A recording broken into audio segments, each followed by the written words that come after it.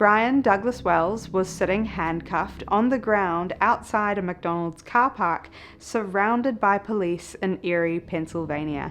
He was begging for any of them to help him, but no one would. They would just keep their safe distance away from him, and they watched him die a sudden but painful death in broad daylight, and did absolutely nothing about it.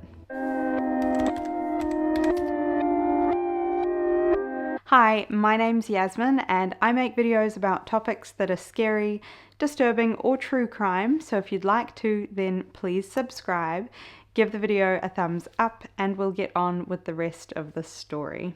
Brian Douglas Wells was a 46-year-old man who lived with his 3 cats alone in a rental property in Erie, Pennsylvania. His landlady thought that he was a perfect tenant, mainly because he was so quiet and he was so respectful of his living space and the property that she just loved having him as a tenant. He was quite shy and he'd often keep to himself most days, and a lot of the time he would also go to Mamma Mia's pizzeria because he was a pizza delivery man. So he'd been working there for about 10 years. He was very, very loyal to the company and he never ever took time off work. The only time he actually took time off work was when one of his cats died and he couldn't really go to work because he was mourning the loss of his cat. So he was a pretty wholesome guy who just really kept to himself, he was harmless. Overall, he was very benign and not someone who you would imagine to be involved with the wrong crowd or have any ill intentions or want to hurt anybody at all. At around 1:30 p.m. on the 28th of August 2003, Brian's shift at Mamma Mia's pizzeria was coming to an end, and just before he was about to clock out at the end of the day, the phone rang, and Tony, the owner at the time, answered it. But the person on the other end of the phone was really hard to understand. Their voice was coming out all muffled, and Tony just was trying and he just didn't know what they were saying, so he passed the phone on to Brian. Brian was able to take the phone and he was kind of able to make out what they were saying on the other end. They said that they wanted 2 small sausage and pepperoni pizzas and for it to be delivered to 8631 Peach Street. Shortly after the call, Brian took the pizzas and drove his green Geo Metro over to the location. And it was only when he actually got there he realized that this address wasn't at a house or a business. He basically found himself on a secluded gravel road which led to a really wooded area with some TV transmission towers nearby. But he could see that at the end of the road there were people waiting for him there, so he knew he was in the right place. So he parked the car, got the pizzas out, and started walking towards these people. It is at this moment that the course of Brian's life was changed forever. Brian was given 50 minutes to survive from this point on. Near the location of the pizza delivery site, at around 2 p.m, Brian enters a busy PNC bank wearing an outfit that's so out of place that all the other customers are trying their hardest not to stare at him. He seemed kind of rigid and he was shuffling in line using a big black cane to prop himself up. Customers at the bank noticed that he was wearing a rigid-looking grey collar around his neck as well, which sort of looked like a medical device. But the aspect of his appearance that stood out the most was actually under his oversized white t-shirt that had the words "Guess" written on the front. He had what looked to be like a box under his shirt, which was almost as big as his torso. Brian very calmly walked up to the counter and he handed the bank teller a written note. The note said something along the lines of, "Gather your employees to open up the vault to fill up a bag of $280,000 cash." Then he proceeded to lift up his shirt slowly and he showed the bank teller that he actually had a bomb strapped to his torso and his neck. The teller just tried to remain calm and she went to go grab her manager, who was the only person who could access the vault. But for some reason, they couldn't access the vault that day and they sort of scrambled around and they were able to only get about $8,000 in cash in a bag and handed this over to Brian. Brian grabbed the bag and he put a lollipop in his mouth and he just casually strolled out of the bank and got back into his car. It didn't even seem like he'd robbed a bank at this point. He was so calm about the whole event. He was following a set of handwritten instructions, which is why the next location he drove through was a McDonald's car park. Brian didn't really have any time to question any of this because he relied on these instructions to guide him to a key that would eventually enable him to remove this collar bomb that was strapped on his body that the people that he delivered the pizza to forced upon him. He was specifically instructed to go to the McDonald's drive-through sign, and on the floor he would locate a rock with a piece of paper attached to it or like taped onto it, and this would have the instructions for the next steps he was supposed to follow. But Brian was too late. The police was already on his tail and they ambushed him in the McDonald's car park, so he couldn't actually go anywhere. Brian was instructed to get out of his car and put his hands on his head, which is exactly what he did. He saw that the police were rapidly approaching him, but he shouted at them to say stop and that he's got a bomb strapped to his neck and his torso. Police didn't really take any chances though. They still came up to him and they cuffed him, but then they backed away straight away, surrounding him with their guns still, just watching and waiting. Brian was sitting on the ground with his hands cuffed behind his back. He was crying out to them that this bomb was real and that it was going to go off soon and they needed to help him. The police did call the bomb squad, but no one did anything to take this bomb off because it was too dangerous.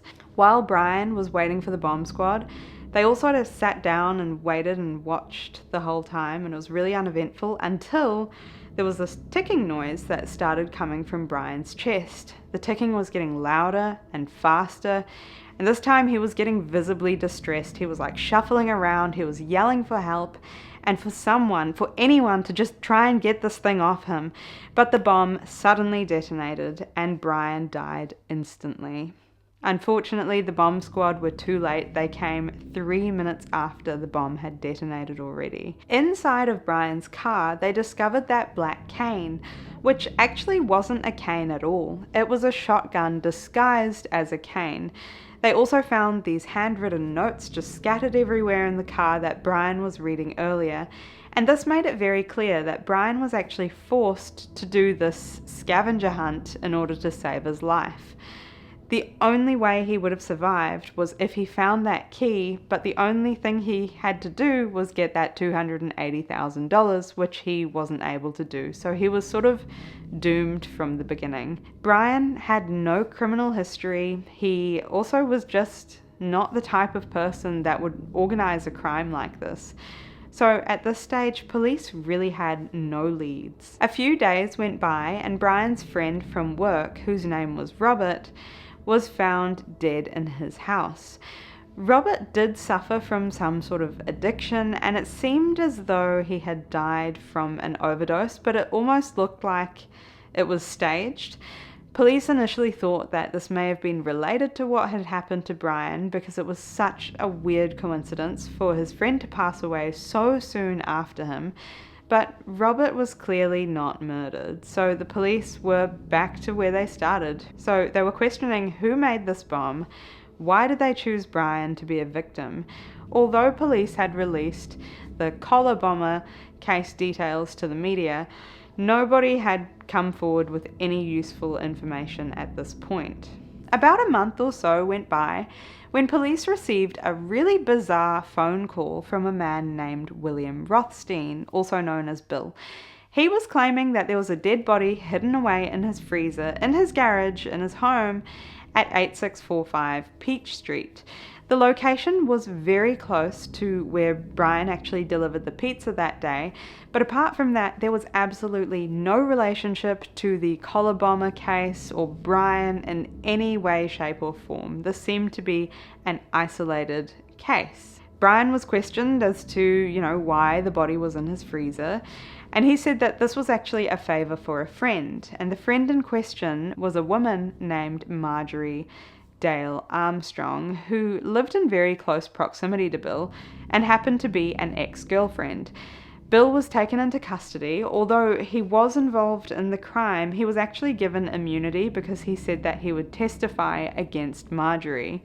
Bill claimed that the man in the freezer was actually Marjorie's ex-boyfriend, James Roden, who was shot in the back of the head by Marjorie with a shotgun after they had an argument about some sort of financial issue 6 weeks prior to the phone call that Bill had made. The reason why Bill called police was because Marjorie suggested that they should put Jim's body through a meat grinder to get rid of the evidence, which was apparently way too much for Bill. He just didn't agree with this, but for some reason he agreed to hiding a body in his freezer, and he couldn't hold it in anymore and he dobbed her in. While Bill was in custody, investigators searched his filthy ass home.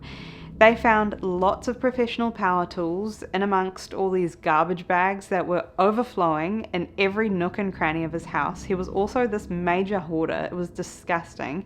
But they didn't really find much else apart from a note that Bill had written. On this note, he wrote something really weird though. He said that this case relating to James Roden had nothing to do with Brian Wells's death, which is obviously a huge red flag and very suspicious. Police weren't even connecting the two cases together before until they found this note, because why would they? There was nothing similar about the two cases.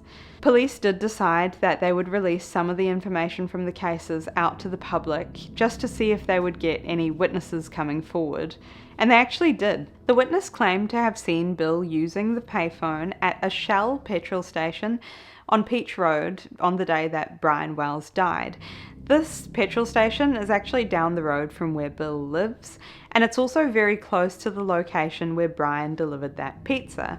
When they looked into phone records, police actually found that this matched the time that the call was made to the pizzeria. Investigators just put two and two together. Bill was an engineer, he was experienced with professional power tools, and he would absolutely be able to construct a bomb of this complexity.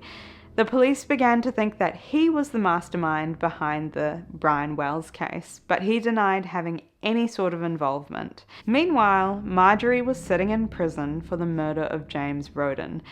When she was asked about Brian Wells, she wouldn't give anything up unless the police agreed to take a deal. Police agreed, but the problem was that Marjorie was really mentally unstable. So she had bipolar disorder, and she was very prone to making these outlandish claims to police that really, it meant they couldn't trust her. When she said that Bill was involved, they still didn't really know if she was telling the truth until she mentioned something very specific. She said that she had given Bill a Sunbeam branded timer for him to make the bomb. Now, she would have had no idea about this unless she was actually involved, because this information wasn't available to anybody in the public. Just as police claimed this nugget of information though, Bill would never be convicted because he had terminal cancer and he actually ended up dying before they could get a confession out of him. This happened in hospital shortly after, and they would never really know how he built the bomb and if he actually did. So I guess you might be wondering, how is Marjorie and Bill even linked to Brian Wells in the first place? How did Brian even end up being the victim of this crime? It all comes down to one man, and that is Kenneth Barnes. Kenneth Barnes was a convicted crack dealer, and he was also one of Marjorie's good fishing buddies. Kenneth was serving time in prison, and he saw that this was the perfect opportunity to reduce his sentence for providing a little bit of information about the Brian Wells case. And it turns out he actually knew everything that was happening. He told police that Bill was not in fact the mastermind and that it was Marjorie. Marjorie planned this whole thing because she was holding out for a really large sum of money that she was going to inherit from her wealthy father. The problem was that her father was still alive and showed no signs of dying in the near future. So she asked her friend, Kenneth Barnes, as to whether he would be willing to kill her father, and Kenneth responded saying that he would do it for $28,000, which is why Marjorie came up with the plan of robbing a bank so that she could pay her friend to kill her father. The issue was who was going to rob this bank. They needed someone naive. They needed someone who was a bit of a pushover. And Kenneth said, I've got just the right person who's going to help me. One of Kenneth's clients, whose name was Jessica, was a prostitute, and she said that she had just the guy. Brian Wells. Brian was in love with Jessica and he wanted to support her addiction, so he just wanted her to be happy. Kenneth ended up making an agreement with Brian that if he were to volunteer to rob the bank, that this would ultimately benefit Jessica because she'd have an unlimited supply of whatever he was giving her.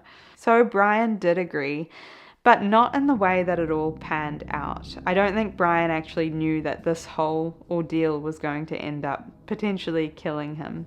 I also just want to add that James Roden, Marjorie's ex-boyfriend, was actually killed because Marjorie told him about the bank robbery plan. And when he found out how wealthy Marjorie's father was, he said that he wanted some part of the inheritance, otherwise he was going to go to police. And Marjorie couldn't really risk this, so she ended up murdering him. That was the story of the collar bomber case, also known as the Brian Wells case. If you found it interesting, then please subscribe and give the video a thumbs up. I post every week, so I'll see you next time. Bye.